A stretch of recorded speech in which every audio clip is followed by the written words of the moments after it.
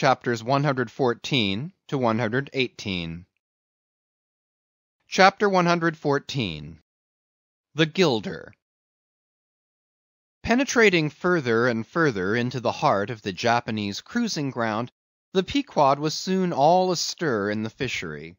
Often in mild, pleasant weather, for 12, 15, 18, and 20 hours on the stretch, they were engaged in the boats, steadily pulling, or sailing, or paddling after the whales, or for an interlude of 60 or 70 minutes, calmly awaiting their uprising, though with but small success for their pains.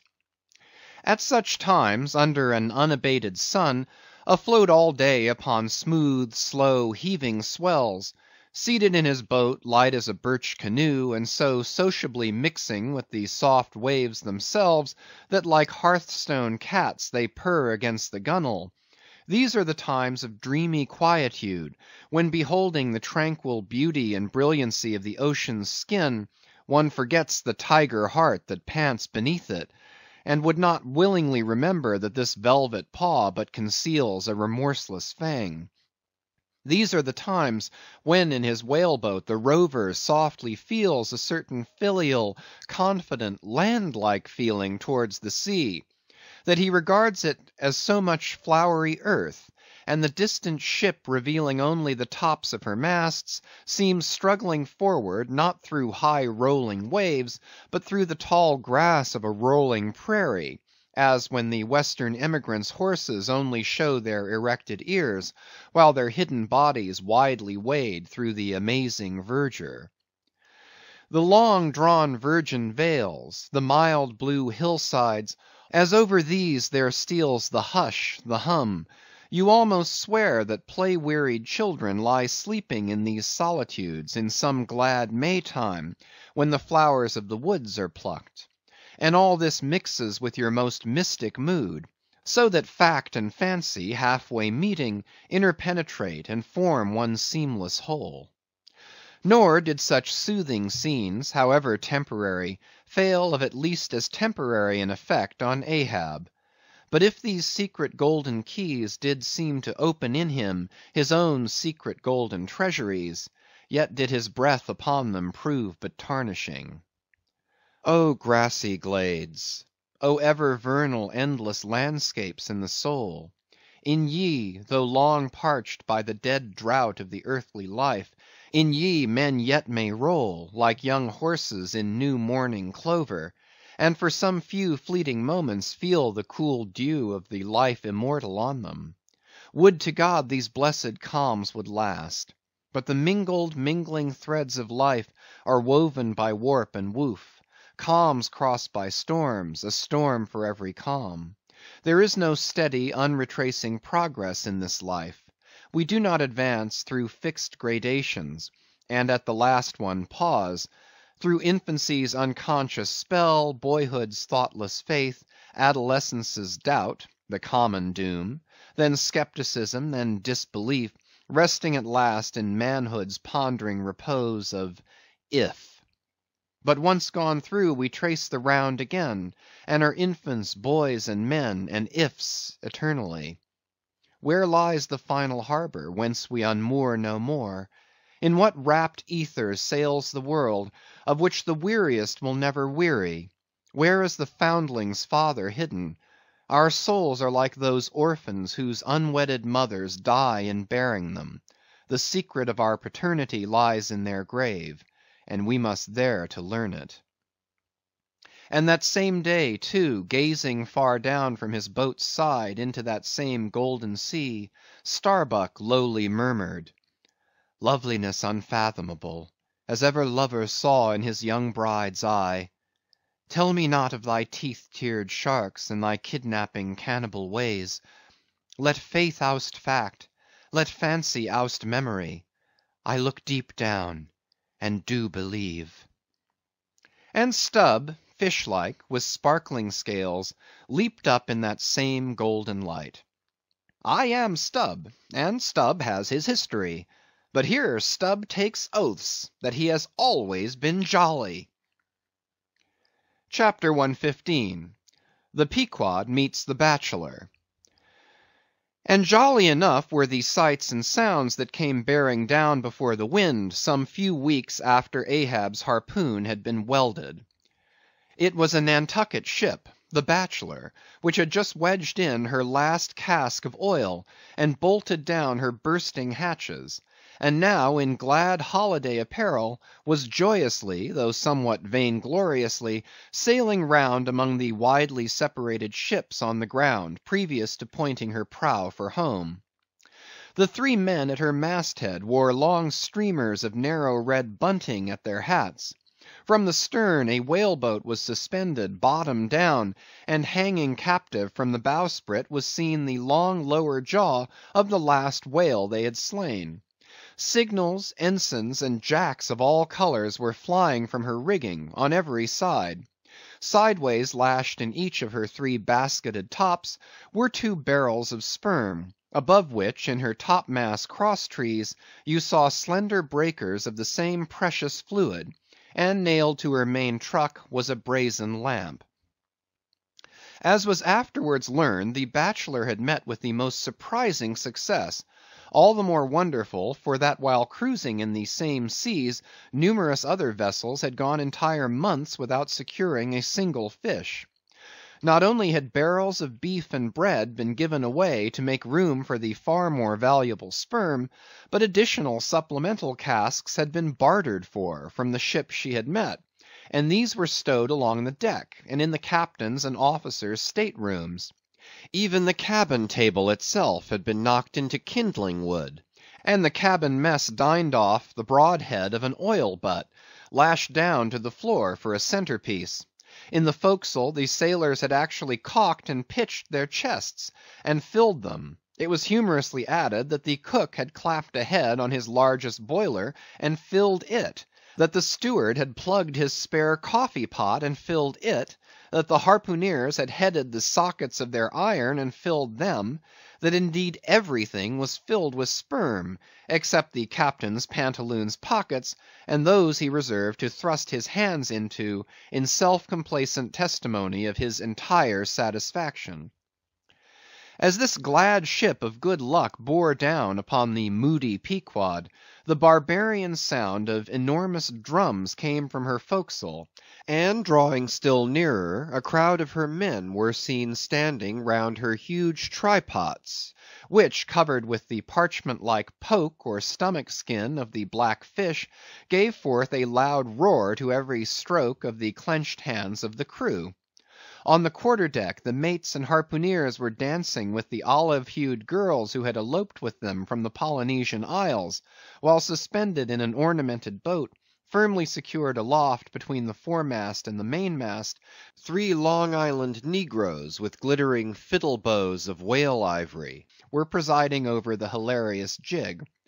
Meanwhile, others of the ship's company were tumultuously busy at the masonry of the try-works, from which the huge pots had been removed. You would have almost thought they were pulling down the cursed Bastille, such wild cries they raised, as the now useless brick and mortar were being hurled into the sea. Lord and master over all this scene, the captain stood erect on the ship's elevated quarter-deck, so that the whole rejoicing drama was full before him, and seemed merely contrived for his own individual diversion. And Ahab, he too was standing on his quarter-deck, shaggy and black, with a stubborn gloom, and as the two ships crossed each other's wakes, one all jubilations for things past, the other all forebodings as to things to come, their two captains in themselves impersonated the whole striking contrast of the scene. "Come aboard! Come aboard!" cried the gay Bachelor's commander, lifting a glass and a bottle in the air. "Hast seen the white whale?" gritted Ahab in reply. "No, only heard of him; but don't believe in him at all," said the other good-humoredly. "Come aboard." "Thou art too damned jolly. Sail on. Hast lost any men?" "Not enough to speak of. 2 islanders, that's all. But come aboard, old hearty, come along. I'll soon take that black from your brow. Come along, will ye? Merry's the play. A full ship and homeward bound." How wondrous familiar is a fool, muttered Ahab, and then aloud, Thou art a full ship and homeward bound, thou sayest. Well, then, call me an empty ship and outward bound. So go thy ways, and I will mine. Forward there! Set all sail, and keep her to the wind. And thus, while the one ship went cheerily before the breeze, the other stubbornly fought against it; and so the two vessels parted, the crew of the Pequod looking with grave, lingering glances toward the receding Bachelor; but the Bachelor's men never heeding their gaze for the lively revelry they were in. And as Ahab, leaning over the taffrail, eyed the homeward bound craft, he took from his pocket a small vial of sand, and then looking from the ship to the vial, seemed thereby bringing two remote associations together; for that vial was filled with Nantucket soundings. CHAPTER 116. The Dying Whale. Not seldom in this life, when, on the right side, Fortune's favourites sail close by us, we, though all adroop before, catch somewhat of the rushing breeze, and joyfully feel our bagging sails fill out. So seemed it with the Pequod; for next day after encountering the gay Bachelor, whales were seen, and 4 were slain, and one of them by Ahab. It was far down the afternoon, and when all the spearings of the crimson fight were done, and floating in the lovely sunset sea and sky, sun and whale both stilly died together, then such a sweetness and such plaintiveness, such inwreathing orisons, curled up in that rosy air, that it almost seemed as if far over from the deep green convent valleys of the Manilla Isles, the Spanish land breeze, wantonly turned sailor, had gone to sea, freighted with these vesper hymns. Soothed again, but only soothed to deeper gloom, Ahab, who had sterned off from the whale, sat intently watching his final wanings from the now tranquil boat. For that strange spectacle observable in all sperm whales dying, the turning sunwards of the head, and so expiring; that strange spectacle, beheld of such a placid evening, somehow to Ahab conveyed a wondrousness unknown before. He turns and turns him to it. How slowly, but how steadfastly, his homage rendering and invoking brow, with his last dying motions. He too worships fire, most faithful, broad, baronial vassal of the sun. Oh, that these two favoring eyes should see these two favoring sights! Look! here far waterlocked, beyond all hum of human weal or woe, in these most candid and impartial seas, where to traditions no rocks furnish tablets, where for long Chinese ages the billows have still rolled on speechless and unspoken to, as stars that shine upon the Niger's unknown source. Here too life dies sunwards full of faith; but see, no sooner dead, than death whirls round the corpse, and it heads some other way. Oh, thou dark Hindoo half of nature, who of drowned bones hast builded thy separate throne somewhere in the heart of these unverdured seas, thou art an infidel, thou queen, and too truly speakest to me in the wide slaughtering typhoon, and the hushed burial of its after calm. Nor has this thy whale sunwards turned his dying head, and then gone round again, without a lesson to me. Oh, trebly hooped and welded hip of power! Oh, high aspiring, rainbowed jet! That one strivest, this one jettest, all in vain. In vain, O whale, dost thou seek intercedings with yon all-quickening sun, that only calls forth life, but gives it not again. Yet dost thou, darker half, rock me with a prouder if a darker faith. All thy unnameable imminglings float beneath me here. I am buoyed by breaths of once living things, exhaled as air but water now. Then hail! forever hail, O sea! in whose eternal tossings the wild fowl finds his only rest. Born of earth, yet suckled by the sea, though hill and valley mothered me, you billows are my foster brothers. Chapter 117. The Whale Watch.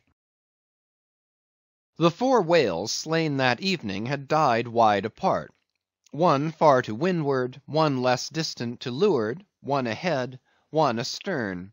These last 3 were brought alongside ere nightfall, but the windward one could not be reached till morning, and the boat that had killed it lay by its side all night, and that boat was Ahab's.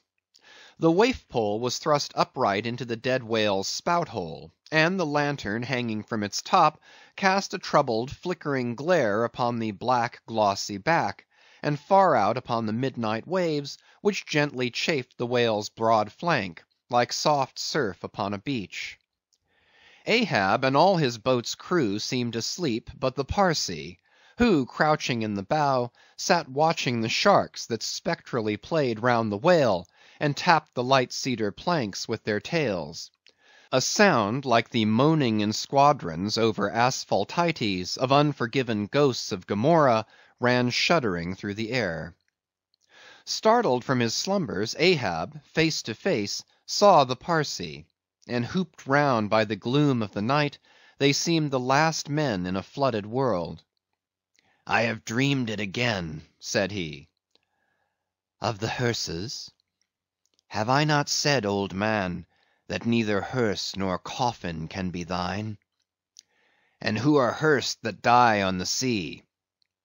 But I said, old man, that ere thou couldst die on this voyage, 2 hearses must verily be seen by thee on the sea, the first not made by mortal hands, and the visible wood of the last one must be grown in America.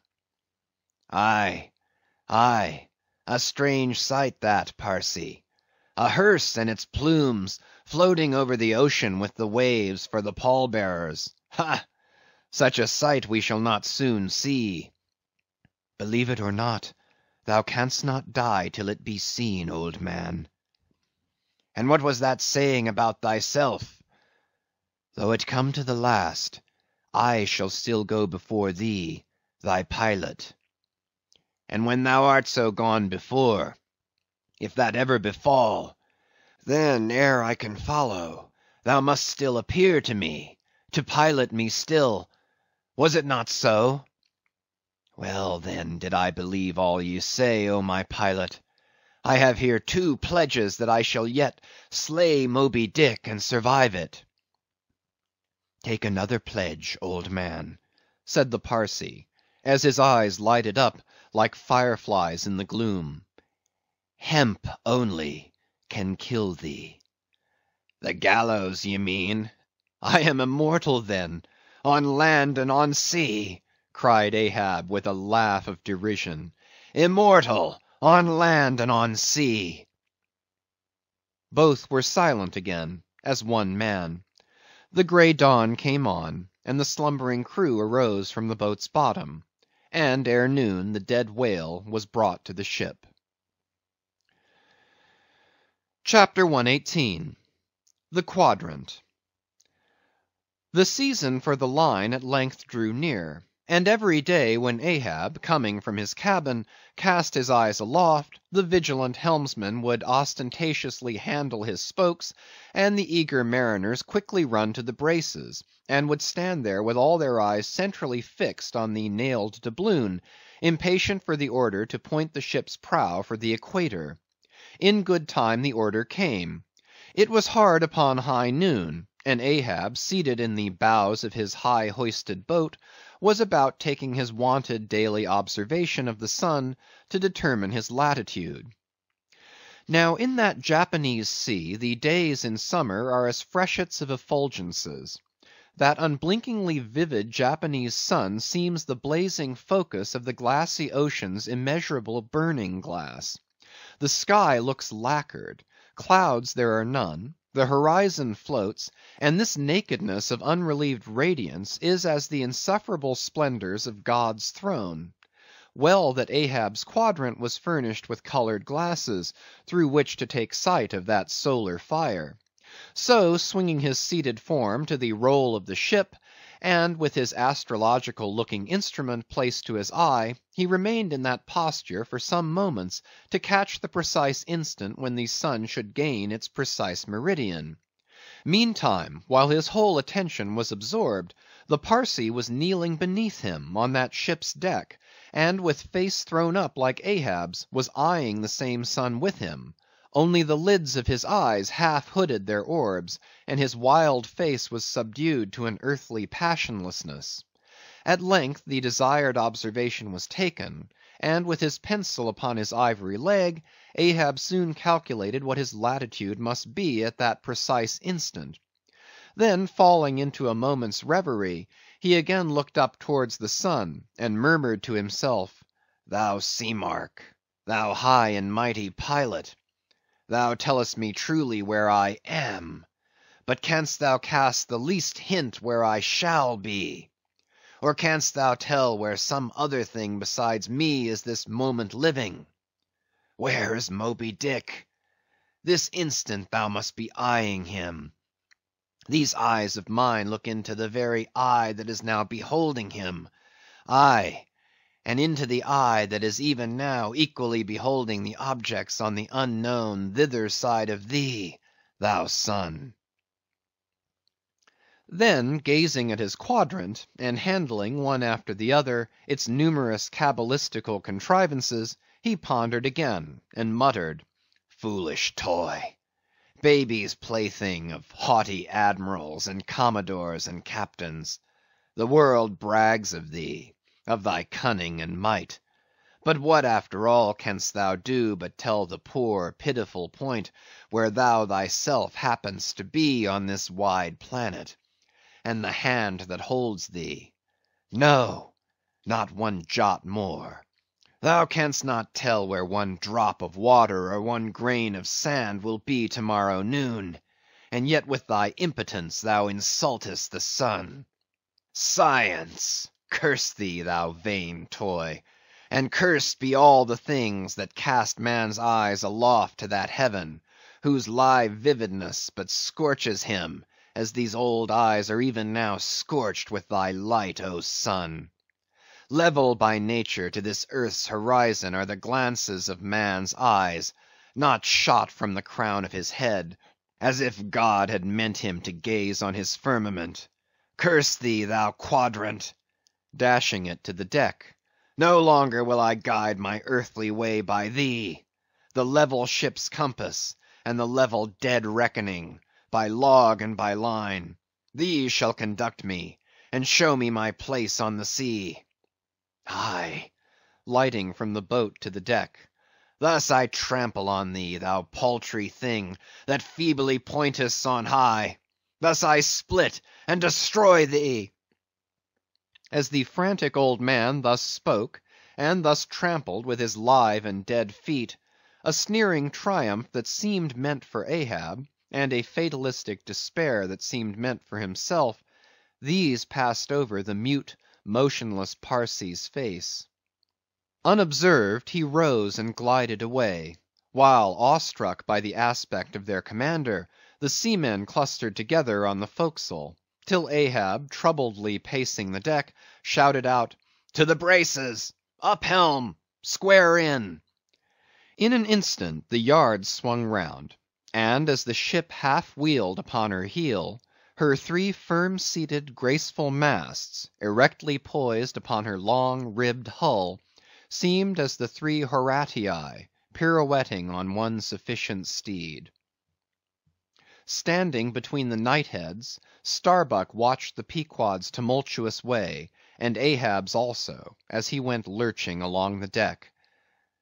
"I have sat before dense coal fire and watched it all aglow, full of its tormented, flaming life, and I have seen it wane at last, down, down to dumbest dust. Old man of oceans, of all this fiery life of thine, what will at length remain but one little heap of ashes?" "Aye," cried Stubb, "but sea coal ashes. Mind ye that, Mr. Starbuck, Sea coal, not your common charcoal. Well, well, I heard Ahab mutter, here some one thrusts these cards into these old hands of mine, swears I must play them and no others. And damn me, Ahab, but thou actest right. Live in the game, and die in it.